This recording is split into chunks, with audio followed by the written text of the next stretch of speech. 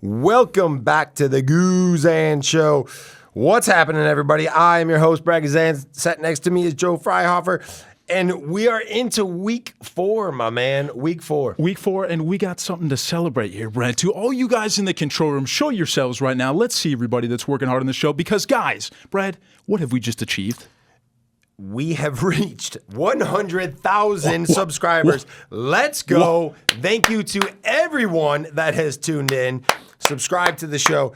I mean, I'm going to be honest. That's amazing. I'm not a tech guy. I'm not, this social media guy. Well, but 100,000 subscribers, I feel like, is a good number. First of all, cut yourself some slack. You're doing like collab posts these days on IG. That's big. You got to accept the invite is huge. A big shout out to the social team. Also, you know what we get for this? We get a plaque. They mail you something. Did you know this? I did not know this. Yeah, I mean, we're going to put it up on the wall. Am I correct in saying this? Are we going to get a little something in the mail here, fellas? Yo. Let's go. First bit of hardware on the show, too? Come on. Go. Come on. Hey, I'm pumped. I am pumped. I'm pumped not only for the plaque that's going to come at some point. Yep. I'm pumped for the guest on this week's show. Big. Yep, of course, March 8th was International Women's Day. This is such a historic era that's coming up for the city of Atlanta. You've got NWSL in 2028 as well. We've got Women's History Month right now, too. So our special guest for today, Brad, is somebody who's really been a pioneer in the sports journalism world. She knows local sports from front to back and honestly has gone through a lot as well to be paving the way for all of our future people. Like, we have so many pillars at this club. Marissa Arns, Lee Jakes, Lena Saul as well. So many talented women behind what we do every day. For sure. And she's another one of those really talented women. For sure. It's exciting to be able to have her on the show. It's exciting to be able to, have this platform that allows us to be able to tell these stories of incredible individuals, but as you mentioned with International Women's Day, incredible women that make sports what it is, and we're so thankful for her as well as all the others that you mentioned here at the club that work tirelessly behind the scenes to make Atlanta United what we get. 100%. Yep. Sandra Golden, everybody, super long radio tenure. Also worked at Fox Sports South as well, covering the Braves too. She is part of the Steakhouse with 92.9 The Game as well, and has been setting the tone in the broadcasting world for a long, long time. So speaking of big names as well, it's not just Sandra. Where were you this weekend? I saw y'all suited up with the lady too. Who were you hanging out with? I mean, it was a busy weekend. Was fortunate enough to be a part of Dominique Wilkins' gala on Friday night at the Aquarium. The human highlight reel? I know. Culture City, KULTURECITY, and the work that they're doing. World's leading nonprofit on sensory and accessibility. And so being a part of that event was fantastic to see the work that they're doing and all of the individuals that they celebrated that night. Obviously, Saturday, we had a huge home opener. The atmosphere was fantastic. Unfortunately, we came up a bit short. But when you look at a player like Galarza and what he brought, especially in the second half, I think he's someone that is not only the real deal, but someone that's going to create exciting times for Atlanta United fans in the 17s. Super end-to-end player. Cheer for. Yeah. And then on to Sunday, we were down at the new PGA Superstore in Buckhead and being a part of that, and I mean that space, and to see all of the individuals coming through, the kids, the work that they're doing with local kids, the platforms that they give. So many to be able to learn the sport of golf, to be able to go out and golf. Are you a golfer? No, I got a mean slice, but I can hit it about 200 if I'm lucky. Hey, love that. I'm the same. I've got all the gear and no idea, as they say. But I mean, I look good while I'm out there. Yeah. Enjoy getting out on the course. But now with all the things we got going on in studio and here in the office, I don't know if I'm able to sneak away for 4 or 5 hours. And listen, on Sunday we had a huge win for our twos, right? I mean, the twos, baby. Absolutely, playing over in Athens, and massive win for them, and so that part was exciting. On Saturday we had the Academy stream going on, and so all the individuals that were able to put that on and being able to give all of our fans just a weekend full of soccer from start to finish. Speaking of, let's keep it rolling, guys. We're going to jump now to our interview with Sandra Golden of 92.9 The Game. But first, guys, don't forget, we're going to celebrate the power of women in sports at Mercedes-Benz Stadium. This coming Saturday, March 14th, Atlanta United FC is going to take on the Philadelphia Union for a special Women and Girls in Sports Match Day. Your ticket includes more than just the match, by the way, guys. You're also going to get an exclusive Atlanta United water bottle, sticker pack, and the chance to attend pre-match Women in Sports panels featuring inspiring voices from across the game. Bring your friends, guys. Bring your family. Be a part of a night that's going to celebrate the impact of women in sports. You can grab your tickets now, and we'll see you at Mercedes-Benz Stadium. And we've got a very special guest in studio. 20 years in the Atlanta broadcast market. Atlanta royalty when it comes to broadcasting. Oof. Wow. Sandra Golden, everyone. Sandra, thank you so much for being here. I'm so excited to be here. Absolute honor Thank and you. privilege that you would come on this show to come and chat all things broadcasting, sports, and just talk about yourself a little bit, because we, like I said, are so excited that you are here to join Joe and I. Well, So I'm thank you. thrilled. I really am. When Matt asked me, I was like, wait, Brad Guzan, he's like soccer royalty. I'm going to be starstruck. And now you're in the media. How does that feel? Look at you that's doing why a you're- read-in. That's why you're here. I'm going to need you to give me some tips, some Not at pointers, all. some advice. Talk to me. What should I be? What should I be? What should be my First North of all, Star here? a million years ago when you... how long have you been in Atlanta? Like, I want to say, so 5 years ago I saw you, 4 years ago, first getting interviewed. Okay.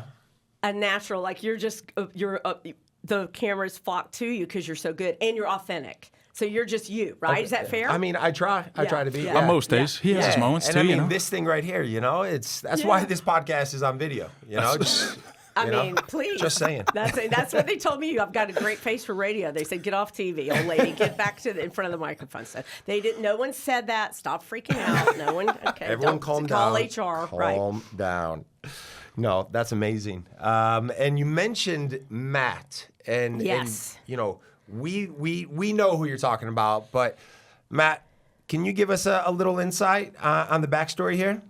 Yes, I was this is how legendary Sandra is. I was a young 20-year-old intern at the Braves radio network, and I was good. I had performed okay. They just kept me in the studio, so they let me go to Turner Field to actually see, how it goes on in the media. And so I was just a starstruck kid watching all the people, do interviews and everything. Sandra was the reporter for Fox Sports South at the time for the Braves. And I watched her. I think it was during the trade deadline or something. There was something the Braves weren't telling us all. And you were interviewing the GM at the time, and hard-hitting questions, would not let him get away with it, would not let him get away with the easy answer, kept following back up.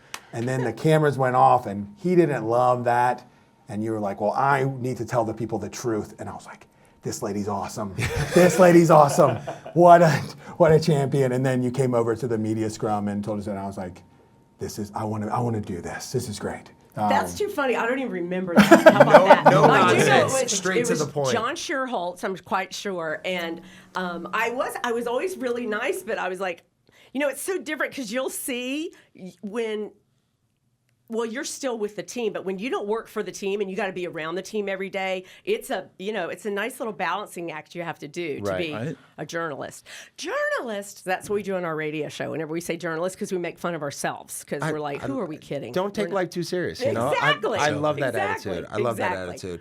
It's but you have to be. You have to be direct. You have to have this no nonsense approach to it. And for so long you set the bar for so many, right? And you have been an inspiration to so many women throughout the years in terms of being able to go into this sports world and say, you know what, I'm not only going to leave my mark, but I'm going to do it with such positivity and such charisma to say, you know what, yeah, we can be here too, and you're gonna to set the bar for women in all the sports. And I know there's so many individuals that look up to you that are inspired by the work that you do and how you tell stories.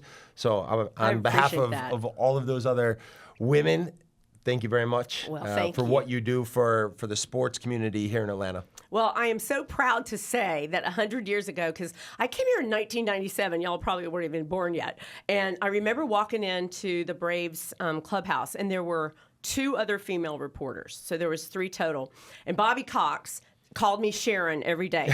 Sharon's not my name, but he didn't mean it. He's just like, it's just such a weird vibe. And so I didn't think anything of it, because when I grew up, I was like my dad's right hand, little, come on, let's go. I didn't know that every other little girl didn't go to every football game and know the like my dad would act like a little dog and pony show. He'd sit me on his knee and go, like, his friends would come around and go, name the backup quarterback for the New England Patriots. And I'd play this little game, like, pat me on the head. So I thought every little girl, this was 8, 9 years old doing this. So I just knew it and we loved it. So it became a part of, just like y'all with soccer, like you did it this high, right? So it's just kind of part of what I did. And thank goodness once I got a little old enough and I went to Florida State, go Noles, and I was like, I want to do that. I watched Mary Tyler Moore growing up, and I loved a newsroom, and I loved the art of, like, let's find out what's going on and storytelling. So it was a natural transition when it became acceptable for women to be in locker rooms and women to cover sports with a different perspective. I was never the girl saying, well, I can play. No one wants to see me play sports, but there is a different perspective. And you look out in the stands, how much of the audience is women? Absolutely. And to have that voice, to be able to tell those stories, you've done it so well for so long. And it is important to have that other perspective and be able to see it from another side. Sandra, something for me would be. So Did you just call me Sharon? Got you right Bobby there. Yeah, Cox? exactly. Honestly. That was close. Oh, my goodness. It's okay if you do. If we go back to, everybody kind of had that first gig, your origin start, Yep. if you will. Yep. Was it a small news market for you? Yep. Where was that first jump WTXL for you? TV, channel 27. Big and, shout out. Tallahassee, Florida. And John Peterson was the sports director. And way back when, again, you didn't just have your phone or whatever. Now I watch reporters come in and they're like, hey, what's up? Let me do this. Well, I probably weighed 97 pounds, and there's a 3/4 deck, and there's a camera, and there's a thing for your head. So I was walking, get this, LPGA event in Tallahassee, Florida, 18 holes, and I was like, I think I'm going to cry and I'm going to kill myself. I have to quit today. Oh, no. Like, that was my very first day at the office, honest to goodness. And we would go shoot high school football in South Georgia. So, I mean, you're like, Thomas pretty Kemp, big, yeah. girl, don't get me started. And again, shoulder on shoulder, I'm like, let's go. It's go time. Then I got to get this touchdown and run to another county. So talk about getting your feet wet. And maybe I made $13,000.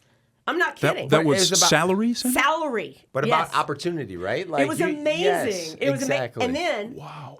they're going to see what you're made of, and then you start to move up. So that was kind of where it happened. Just get your feet wet, pay your dues, and live with 3 people in an apartment. It was a blast. You look back on those times, probably training, sure. y'all, when you're For younger. sure. You're like, God, we didn't know that was so fun. But it builds you too, right? Builds Yes. character, builds resilience, Yes. and it teaches you, right?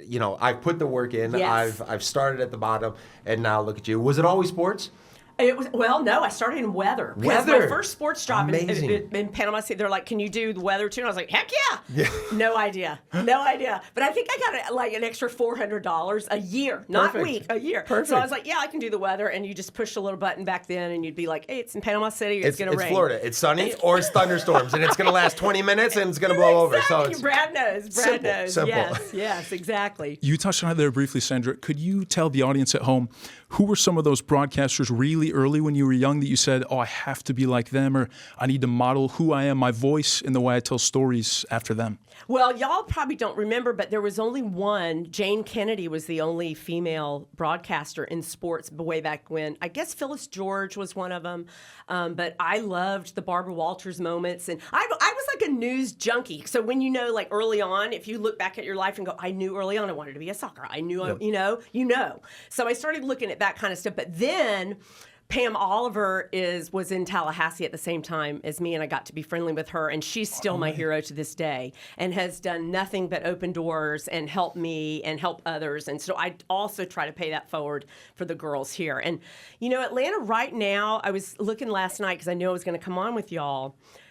We've got like 7 female TV sportscasters that are Mac Daddy badasses. They are so really well educated. They are great at their job. They have Emmys. They hold them, they're respectful, fabulous women. So I'm just like a peacock pride of my girls all growing up and moving on. So it's good. I love that. That's so cool that you have an appreciation for them because you Yeah. know that they have such an appreciation for you. And Well, when I don't know that they appreciate me. They're probably like, listen, that one. What is she still doing here? But I love a pass the torch moment too. So I actually wanted to talk to you about that, Brad, because it must be weird for you to be doing this now because you kind of know, and I kind of knew too. Even the TV, the grind.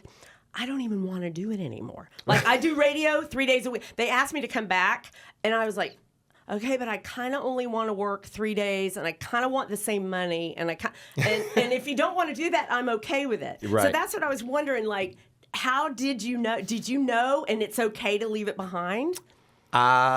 No, because I don't No. think you ever know, right? And what I said kind of throughout the end of last year to today, it's nobody outlives any sport, right? Right. Whether it's soccer, baseball, basketball, football, whatever it is, nobody's going to outlive the sport itself. And, at that point, being able to have this opportunity to transition into the front office, thanks to Matt being able to have this podcast and be a part of this show and put this together. This has been amazing.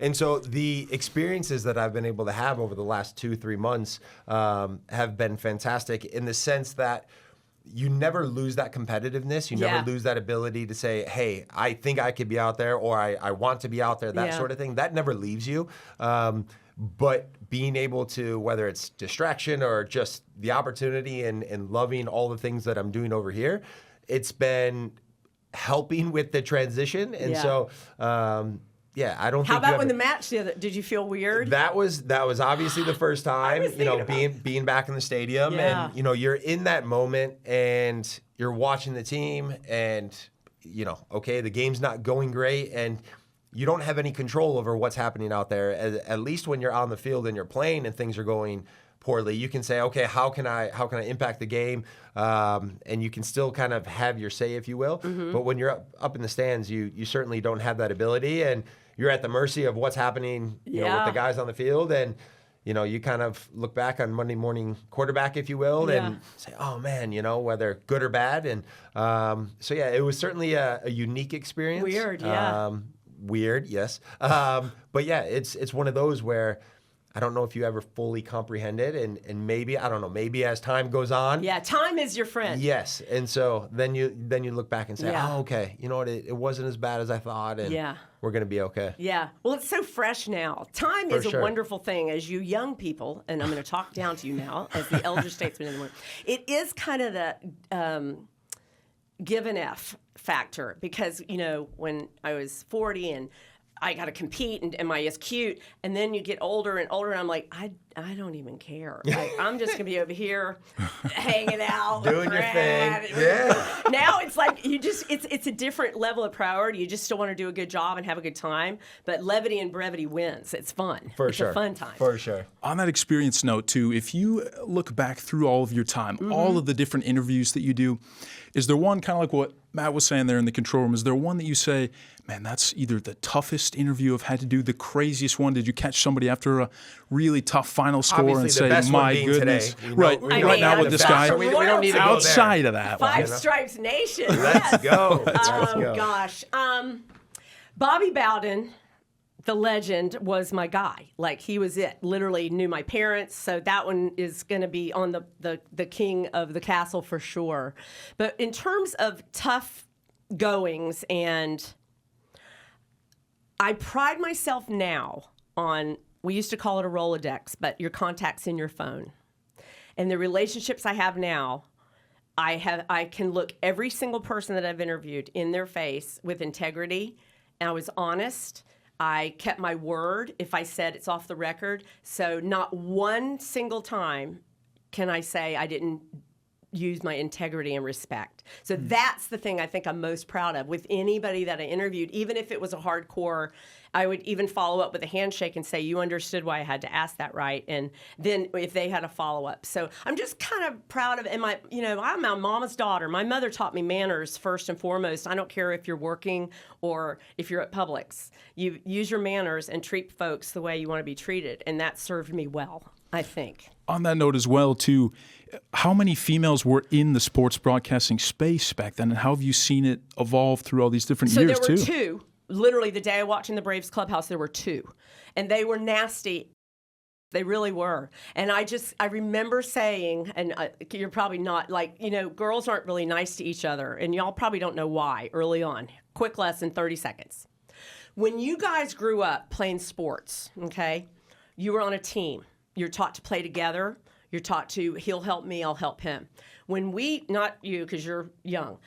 When I was growing up, you were competing with each other, Little Miss Homecoming. See, we didn't really play sports a lot. It wasn't a thing you did. So you were competitive with each other. So through time, we as girls have had to come along and go like, all right, girlfriend, I got to help her, and she's going to help me. So we are now the team that is the men. So we've finally caught up, which is what I think is happening. So that's what's changed from day one. Those two females they were writers at the time. They didn't why is she here? And I, quite frankly, I felt the same way. Why am I here? This is really weird. But now it's just it's not even a thing. It's not even talked about. You wouldn't go in a room and go, oh, look, there's 6 females. No, it's a thing now. It's not. It's just easy. You accept it and all that. It is what it is, Yeah, right? yeah, And yeah. it's normal. And shout out to girl power. You know, I mean, you guys stick together and continue to crush it. And you talk about the sports scene here in Atlanta. From your time, how have you seen that sports scene continue to evolve and grow? Whether it's with broadcasters or just the popularity of sports. Yeah. How has that changed within the city? Well, the South, it's part of our social makeup. It's part of our culture. It is literally from Pee Wee football and Pee Wee soccer growing up. So if you're not You could from say Pee Wee football. Pee Wee I mean, football, listen, yes, yeah. we're in the Hey, Southeast. that's right. It's Pee Wee American That's right. football down here. That's how we started. For sure. That's true. But I appreciate the soccer shout out.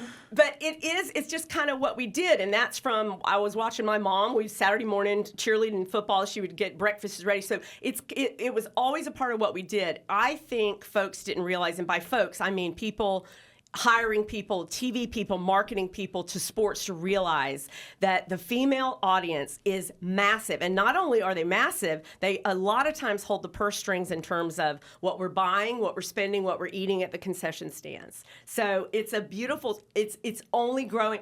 I cannot say enough about Atlanta United, and I'm not just sucking up because I'm here.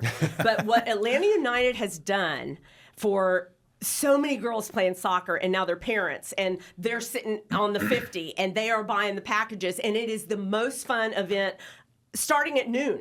Yep. So that's what I mean by it's college football. It's Five Stripes. It's, we miss our hockey team, but the Braves and baseball at the Battery. It doesn't get better than Atlanta. It's amazing. And now we're going to be having an NWSL team, a women's professional team. So excited. Coming. I mean, can y'all talk? Is that going to be here at this facility? Not at this facility. Okay. They're going to have their own facility. They're going to be Amazing. playing down at Mercedes-Benz Stadium. I mean, it's going to be amazing. But I mean, you talk Perfect. about the opportunity for girls to, get into soccer. Now they've got their heroes that they're going to have on the women's side to be able to look up to and say, hey, I want to be one of them, and I want to be player X or player Y and be over there and be a part of that professional setup, which this city is now going to provide. It would be amazing. And you guys with daughters, not only are they playing sports, okay, so they can go play soccer, but to think about, well, gosh, my daughter is kind of a good writer. She can get on YouTube now. She can do her own show. She can have a radio show. She can get in a locker room. She can host a podcast. That's a whole nother area of I love sports, and I'm going to write about it and tell people about it. So it's just, another finger on the hand. That was something I wanted to ask you about too as well. How much journalism itself has changed? I mean, it feels like everybody's got a streaming device in the pocket. They can throw it in 4K and be live whenever, wherever they want to. How have you seen the field itself evolve, and what are some ways you think the next generation? I don't think it has evolved, but I'm not a negative Nelly. I just don't. I think Katie barred the door. Anything goes. There is nobody monitoring it. It's like the NIL in college sports. But I do love that if you want to go tell a story, you've got your phone. If I wanted to come in here right now and go interview you guys and be like, "Hey, let's sit down, let's talk." Sam, right? got your That's phone? what you're doing Straight away. It's great. So I don't mean that as a negative thing, but the days of you having to go sit and figure out what's gonna turn on the news. Right. Anything goes. Who's credible? Who do you listen to? So you got to figure out who you're going to listen to and believe, and credible and integrity. Yep. And keep your word, Damn right.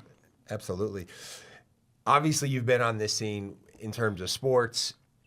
We've got some exciting times, whether it's the Five Stripes with the year ahead. We've got the Falcons on the horizon. It's been a tough go for our Hawks. We got the Braves starting up. Give me some predictions for 2026. Oof. All right. Getting into some takes here, Sandra? You First letting of him all, throw you into the let fire me like just this? say- Professional. Oh. Professional. She's been down this road before. Let me just say, you might have to get back on the pitch, because if the Five Stripes don't turn this thing around, we're going to have some issues. So, okay, I'll start there. Now, the Atlanta Braves, if they can just have 5 pitchers, that'd be great. Somebody that doesn't break a leg or blow out an ACL, because as we're taping this, Joey Wentz was the latest. Okay, but they're going to be fine. They're going to win the division. The Braves are going to win the division. Here we go. Let's Braves You are heard gonna it here win on the division. Goose and Show? Yes. Goose and Show. Book Mark it, baby. Mark Let's the go. tape, baby. I'm worried about our little Falcons. Today's the day we were celebrating Tua Tagovailoa. Okay. Worried about the Falcons. Hawks could go for 7 wins tonight. So my prediction's going to be with the Braves. Okay. And the Georgia Bulldogs will win Okay. the whole thing this year. Yeah? Yeah. Wow. Yeah. All right. Yeah. Oh, They're gonna Mookie win liked the national sound of title that. this year. Matt really liked that one there in the control on Matt. that. Got him going. Go Dogs. Absolutely. Love that. Could you unpack a bit of how did you end up at Florida State, and where does your Seminole passion, where does that come from? Well, I'm from Panama City, Florida. So when you're from Panama City, it's in your blood. I bleed the garnet and the golden. So that's how it is. Yeah. And my dad, literally diehard dad, and I got a scholarship to Florida State, and that was the end of it. So I went 2 years to a junior college, and then I went to Florida State for 2. So it was, now, had I known better back then, maybe I would have been like, well, maybe I should go take a year abroad. But it was just what you did back then. If you get in, and by the way, to get into Florida State back then, it was, do you have a pulse? Yes. So, yes, I do. Well, here you go. Move in the dorm. Perfect. So I loved it. It's God's country. It's Tallahassee, Florida. Yeah. I did some research on your socials as well. Sandra, is it true you threw an uppercut punch at the Florida Gators I mascot? do Did I often. see you throwing a crazy hook? That's right. You're intimidated, Can you- and you should be. nonsense. No He's got nonsense. hands too. Shoot. Brad, the Gator got too close to me on the sideline, and I took him right out. We have a Florida Gator in the control room who played college soccer. Cam, show yourself. Don't be hiding. Stand up. Oh, we gonna stand for that? I The knew chomp? I didn't like you. I knew it when I saw you. How are they going to do? What's your Florida prediction State? for them? Yeah, We Florida should State. move on from that subject. Okay. I'll just be over here. That was Fair enough. that was a quick pivot. Fair enough. Quick I'm very pivot. worried about my Seminoles, right? Oh, my God. I mean, yeah, I feel like you mentioned NIL, like college sports. It's out of control. It Yeah. is. It's wild. It's the wild, wild west. Yeah. Anything goes. Yeah. Talk about having your word or standing by your word. Yeah. That means nothing for these college kids these days. Can you imagine being in college now and they would recruited you to come play at South Carolina? Well, I mean, it's for what, maybe 3 months, and then 3 months later, you're off to somewhere That's else, so and true. I'm going It's- to enter the portal, and I'm moving on to another school, and Yeah. the loyalty. It's Somebody like they would have Somewhat. offered you a Lamborghini somewhere in the out west. You would have been like, I'm out. I don't know. There we about go. that. No, I'm a man of my word. Hey, if I'm committed, I'm in. How did know? you wind up in the South, too, after coming from Chicago? I wanted to go somewhere warm because Smart, playing yeah. indoor soccer Okay. on turf back in the late 90s, Yeah. it was not kind to your body. Yeah. And so I said, you know what, I got to get off this turf. I need to go somewhere warm, and Columbia it was. So And did you have any idea, like, what college football was? no, I remember going to like I think it was on my maybe official visit. I went to like a game at Williams-Brice Stadium, and I was like, oh my Right? gosh. And listen, being from the Midwest, it's the Big Ten. Yeah. They, you know, they've obviously some big schools, Chicago, not so much. Yeah. Northwestern wasn't great. And so I was like, this is unbelievable. Yeah. Now I know what SEC football is all about. Yeah. And it was, I mean, it's a thing. Have you been to? Still haven't. Yeah, Still haven't been to a Dogs game. Yeah. I have gotta not get to been a game. baptized SEC style yet. I need it. It's need it wild. like air. Wild. Yeah, just grew up, same thing, all Big Yeah. Ten football games and the environment. Yeah, what I've seen of Stanford is unbelievable. Yeah, it's just something in the South, and that's Yeah. why I always love to talk to folks that aren't from here, and we're like, y'all are so cute. You have no idea what's about to happen. Like, get ready. But I mean, Michigan's got the big house. Massive, You know, yeah. I Well, know that different, was right? Spartan big Stadium rival. is, we're a little more humble on our side. It's okay. It's okay. Yeah. Oh my goodness, Sandra, I hear you've got a bit of a wine night that you have with ladies around the city. Tell us about that. What does that entail? What have you heard? And did you I bring mean, any, by the way? Are we? all good things, have they heard? of course. But is this something I should be telling my wife about, or is Well, this something listen, I should be? Yes, it's so funny because tonight is one of them. We've got a birthday party. My friend Let's go. Shannon. So we are all going. We used to go to restaurants, but now we're like, let's just go to somebody's house, and I'm going to get Gio's chicken. Y'all know Gio's chicken. Okay. We do a whole spread, Love and it. off we go. Everybody brings a bottle, and we sit and we talk about life, and we solve world problems. That's what we do. Amazing, yeah, amazing. I I mean- do have a big group of wonderful friendships. Is and he great getting the gals, honorary and- invite now that you've been on the show here? Period. And I think it's a ladies' night. Hey, listen. I mean, my goodness. Listen, many a man has tried to enter. And we're like, I don't think you want any of this. This is no. I can see probably why you had to move it from the restaurant to the home environment. Well, you know? kicked out, moved, Exactly. whatever. It's all about perspective. It's all about perspective, you know? Right. Sandra, I'm sure you've talked to a lot of different former pros before and guys you've even interviewed and you've said, oh, this Yeah. guy's got a future Yes. in broadcasting, one, and maybe storytelling, maybe in radio or TV. What do you think it is that this guy has that makes him so special when it comes to I said when I walked stuff in, like this? first of all, I saw you on TV as interviewed, and you're going to be on a national desk. You're going to be doing that. I can only imagine for the World Cup. Who's your agent? is Speaking what of. we should I be doing. don't know. Do you want to be it? I'll be your agent. Yeah. Sign up. So you're Perfect. just a natural, Amazing. and you know when you, especially when y'all are talking to people, don't you just know like who's authentic and they're so good, and you know that's a winner. That's a done deal. I remember meeting Jeff Francoeur, played for the Braves. Amazing. He's a star. Great dude. He's a He is. star. Yeah, he's amazing. He's got it. John Smoltz could, and I had in the Braves clubhouse. It was Smoltz, Glavine, Chipper, who didn't say boo back then, and now Chipper's so Look at him now, profound, but didn't say boo. But I knew right then. I was like, okay, you know who to go to for the interviews. You'll sure. see. For sure. You'll see. You tend to gravitate towards the guys that, one, are going to speak to you, Yes. but speak to you, I think, too, like in a genuine way, and Yes. understanding that whether it's media personnel or reporters, right? Everyone has a job to do. Yeah. They're trying to do Yeah. their job to the best of their ability. And that's something that you were, as you mentioned, with your word, your integrity, you covered it so well for so many years. And, you know, Sandra, we can't thank you enough for you, guys. coming on this show, taking time out of your day. I know it's only 3 days a week, and you know, so to Cutting squeeze into my wine time, Brad. exactly to squeeze us mean- in, we really appreciate it. It's been an absolute pleasure having you on, and we can't thank you enough. Thank you. Like I said, I'm really flattered, and anything y'all ever need, you're killing it. I mean, where's your picture up here? He's Listen, got a whole this thing. is the Guzan show. Is all he right? the talent? He is the I guy. knew it. That's I right. knew it. I'm just along for the ride. That's what the agent says. That's what the agent Listen, says. You know, I'm just saying. World Cup, we didn't even discuss. So, no, thank you so much for having me. International Women's Day, and keep doing your thing, girls. Anything I can ever do to help you, reach out. I really mean Love that. that. Amazing. Thank you. Thank you so much. On behalf of the Guzan Show, we want to say a massive thank you once again to Sandra Golden over there at Steakhouse 92.9 The Game, an absolute staple, Brad, of ATL. And you can just tell she's a pro. As soon as she sat down, she just had that aura. It was crazy. The energy, she was electric. Yeah. I mean, the insight into her experiences as a broadcaster here in the city of Atlanta, and a trendsetter for so many women in sports, to be able to, you know, be recognized. You know, so close to a day, International Women's Day the other day, right? And so to have her on the show, absolute honor. Speaking of, guys, this coming weekend, we have got Women and Girls in Sports Night. Come join us at Mercedes-Benz Stadium this Saturday, the 14th, as Atlanta United takes on Philly. Each ticket includes an Atlanta United water bottle, by the way, sticker pack, okay, and access to a special pre-match Women's in Sports panel. Don't miss it. Get your tickets now and be a part of the celebration at ATLU.com. WTD.com. And before we go, we have got the fan favorite. Guys, don't go anywhere. Brad is back with his mailbag. Goose, you ready? Let's do this. Let's get into it. First one is going to come from Jason Montero, who would like to ask you, this is a pretty profound one. When did you realize you made it? Oh, Jason, great question.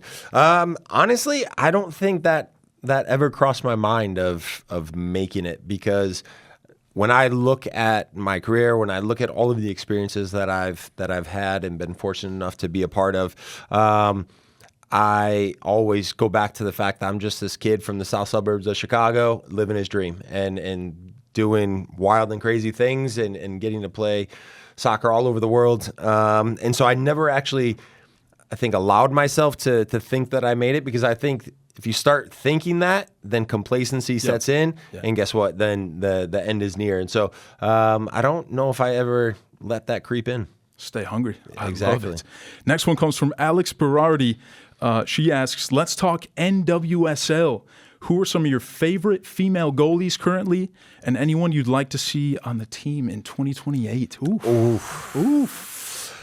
Great question. I think first and foremost, I think when you look at the team itself, and knowing that Mr. Arthur Blank and what he wants to accomplish, what he wants to create for the women of this city in terms of the team, no stone is going to go unturned in terms of trying to bring in the biggest names, the best players worldwide, and looking to make NWSL Atlanta a powerhouse from the start. And when you look at goalkeepers, obviously, a former goalkeeper myself, I immediately think of someone like Alyssa Nair in terms of her experience, probably on the back end of her career, but someone that was always counted on, someone that always came up in the big moments for the U.S., and still plying her trade with Chicago and what she does and her ability to be a leader, be someone that, like I said, come up with the big save in the big moment.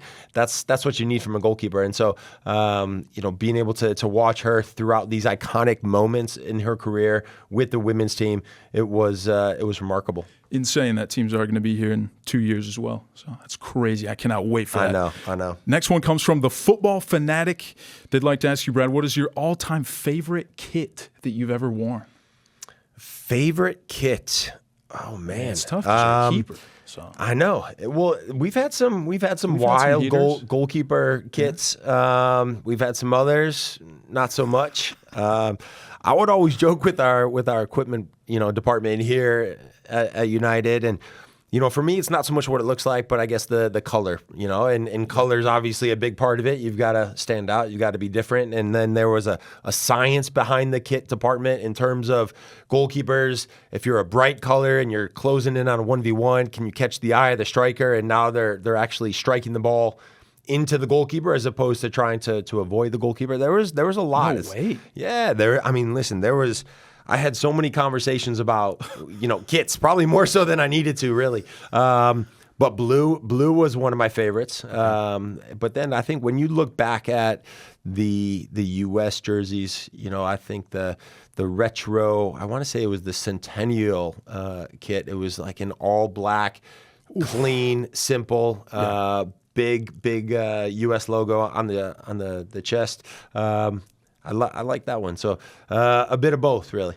Thoughts on the 94 collection being re-released too? Did you see that? They're back with the Gene Wave is back. I know. I remember that shirt, and that was such an iconic jersey and shirt, and the fact that they're bringing it back and they're kind of re-releasing it. It shows you how iconic it really was. It all comes back. Next one is from Scott Martin, who would like to ask you, who's your dark horse to win the World Cup? Ooh, my dark horse. My dark horse to win the World Cup. Listen, I don't know if they're a dark horse, right? And they're definitely not a dark horse. I'm going to go out there and say that. But I think what Spain is doing when they've got these young players coming through and how influential they are, I think that's really exciting to be able to see young players take this opportunity and start to run with it. And I think if Spain is able to go in and win, I think it potentially sets off a ripple effect for years to come. If you're a net and Lamine Yamal is blistering at you 1v1, what do? Any advice? Hope for the best. Hope for the best, and hope he trips on a untied shoelace or something. Exactly. A sprinkler head that's still out there. Exactly. I mean, listen, in that moment, you're a sitting duck. You're dead in the water, and you're just hoping out of some miracle, that you're able to put him off just enough where he misses the target, slow him up enough to have a defender recover and make a tackle, or come up with a huge save. Last one to send us home here on Brad's Mailbag comes from Julian, who would like to ask you, Brad, what is something that helped you push through your darker times during your soccer career? Yeah, I mean, listen, professional sports, it's not all the highs, right? There's certainly lows, and during those dark times, you need a really good support system. You need people around you that love and care about you, and someone in a group of people that are able to get behind you and understand when times are tough.